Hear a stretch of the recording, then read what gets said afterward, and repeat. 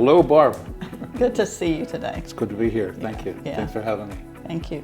I appreciate your being willing to sit down with me and just chat and talk a little bit about how things were back then and how things have come ahead for you, you know. So let's, do you remember back in the day where you first met Streets of Hope?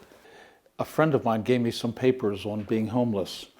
And at that time, I was fine, you know, and I had 3 jobs and I was doing fine. And about a couple months later, after losing a job, I was faced with being homeless. And it was at that time that I was cleaning my stuff out and putting it in storage that I found the folder that my friend gave me. When I first started coming was just how kind and they would bend over backwards to, you know, make sure you have enough food and you know, and just everything. It was just, it was great. I was real impressed with their kindness and professionalism. So tell us a little bit about what happened with you after you left Streets of Hope. It was like God was accomplishing a work in my life during those times with the Streets of Hope. And I was being prepared for, you know, I was being refined, I guess. And after Streets of Hope, I found an apartment. I received disability from the Navy for some things, health issues, and I was able to get an apartment. And then my parents asked me to move in with them. They were aging, and to care for them in the house.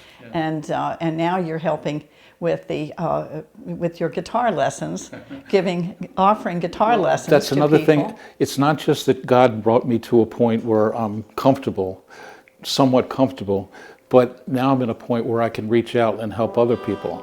So, and again, once again, the avenue is Streets of Hope, where I'm able to plug in and volunteer and help other people. So. And here's the G chord, just that one note. Sound good? Yep. All right, can you try that?